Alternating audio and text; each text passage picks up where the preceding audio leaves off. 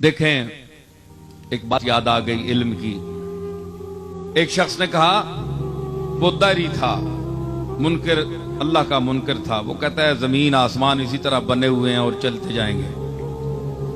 اس نے کہا کہ ہر مجعول کے لیے جائل کا ہونا ضروری ہے، ہر مخلوق کے لیے خالق کا ہونا ضروری ہے، ہر مصنوع کے لیے صانع کا ہونا ضروری ہے.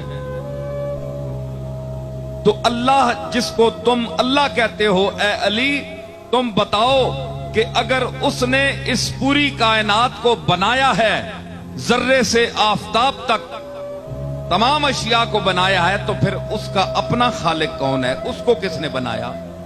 مسلمان تو خاموش ہے، وہ کہتا ہے کہ وہ اپنی ذات سے قائم ہے، اس کا کوئی خالق نہیں، لم یلد ولم یولد. مگر وہ کہتا ہے کہ نہیں، میں عقل ظاہر سے ماننا چاہتا ہوں، عقیدے سے نہیں. اگر میں قرآن کو مانتا تو پھر قرآن نے جو کچھ کہا ہے وہی میرے لیے کافی ہوتا. میں تو جس نے قرآن کو نازل کیا ہے اس کو بھی نہیں مانتا، تو قرآن کو کیسے مانوں؟ مجھے بتاؤ اے علی، بتاؤ تمہیں جو شہر علم کا دروازہ کہا گیا ہے، نبی نے اپنے علم شہر کا تمہیں دروازہ کہا، تو اب دروازہ ہونے کا ثبوت دو.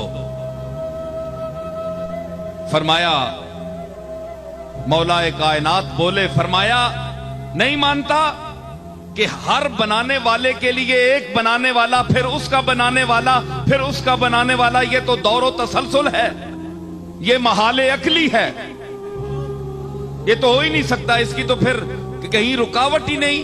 پھر اس کا بنانے والا، پھر اس کا، پھر اس کا، پھر اس کا، یہ ساری عمر تسبیح پڑھتے رہو. یہ تو محالات عقلیہ سے ہے. اس نے کہا نہیں، مجھے سمجھاؤ، بات سمجھاؤ. فرمایا گنتی آتی ہے، سنو علی کی ہے علم کی بات.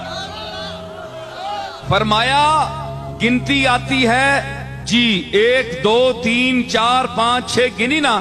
فرمایا الٹے گنو. اس نے کہا 6 5 4 3 1. جناب علی نے فرمایا 1 سے پہلے گنو.